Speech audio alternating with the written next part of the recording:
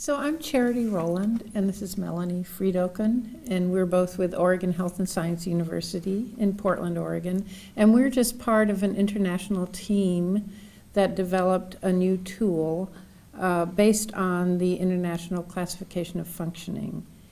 The new tool is called the Communication Supports Inventory Children and Youth. We call it the CSI-CY.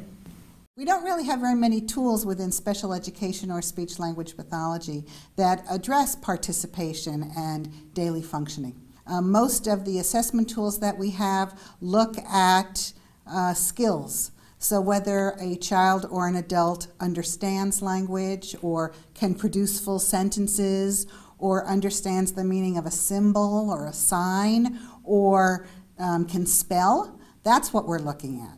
We're not looking at whether the child knows how to play with other people or whether the adult knows how to answer questions or maintain a topic during a conversation. And that's some of the skills that are highlighted in the ICF and that we include in the CSI-CY. We were very excited when we learned about the International Classification of Function. It addresses many of the concerns that we have for including people with complex communication needs in daily environments and looking at their function and what they can do rather than diagnoses or challenges in what they can't do.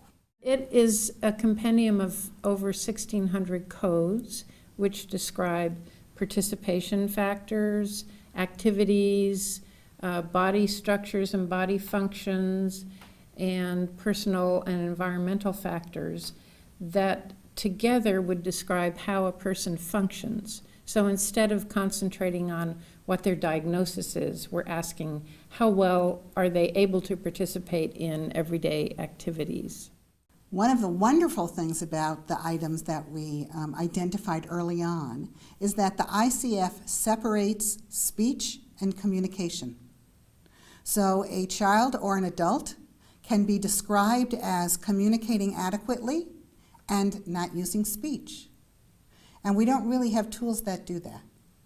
So within augmentative and alternative communication, when we're considering multimodality communication, the ICF can describe a child or an adult well. Within the field of speech-language pathology, there's not a lot of training in AAC. So many speech-language pathologists get to a school. They have had no experience working with a child with severe and complex communication needs, and all of a sudden there are 3 kids on their caseload who have multimodality communication systems, Right. and they don't know what to do. And they don't know what questions to ask even, yeah. Or what skills to identify or where to start or how to decide on a developmental process. Mm-hmm. And the ICF-CY did that for us. It presented a developmental process, and we borrowed the codes that address AAC so that the new clinician who doesn't have the experience has some place to start. Right. So right now, Charity and I are located at the Institute on Development and Disabilities. And we have many clinics there where children and families come into a medical setting. And the child enters with a diagnosis. So they have Down syndrome. And that's all the clinicians know. Well, there are so many different skills and functions that a child with Down syndrome can present with that it doesn't really provide very much information just to give the ICD-9 code. Even if you're just talking about communication, which may seem like a fairly small area of development, although it doesn't to us, but a child with Down syndrome might have very good speech skills, or they might not have any speech skills at all and may be using some sort of alternative symbol system to communicate. So really, knowing they have Down syndrome tells you absolutely nothing about their communication skills.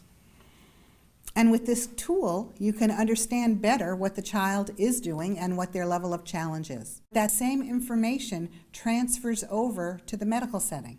Or if a child is transitioning, it transfers from one setting to another. So from the high school setting to the voc rehab setting to an employment setting, really using the exact same codes and description of the child's functioning, you can form common language.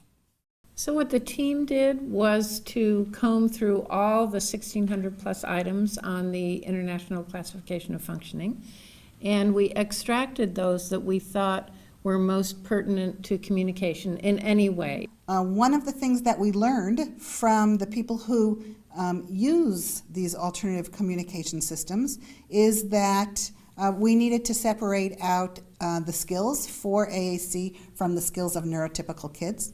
And we were happy to listen to them and incorporate their ideas.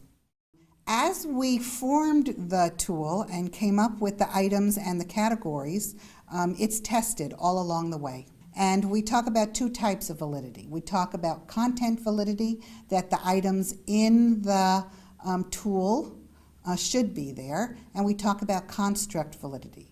And that means that the tool itself or the test, the items that we've included, fit well together. So another aspect of validity that we addressed was the social validity. So does the instrument have real currency in the real world? And I think we addressed that in a number of ways. One was we did a number of studies where we had people look at clinical reports of the communication skills of children with a wide range of abilities and use the instrument to describe the child based on those reports. And those reports were all grounded, although they were anonymized, of course, they were all grounded in information about real children. We also collected satisfaction data from parents and from professionals who used the instrument, and they were, for the most part, satisfied and more satisfied as we improved the instrument along the way. I've given a presentation about the CSI-CY a few times now, and the feedback that I've received is phenomenal. I've had professors at universities come up to me who are teaching AAC courses, and they say, I am going to go back to my class next week and give this tool to all of the students in a pre-service setting. The students need a way to be able to describe the developmental skills for both AAC and neurotypical language development, and that's what this tool does.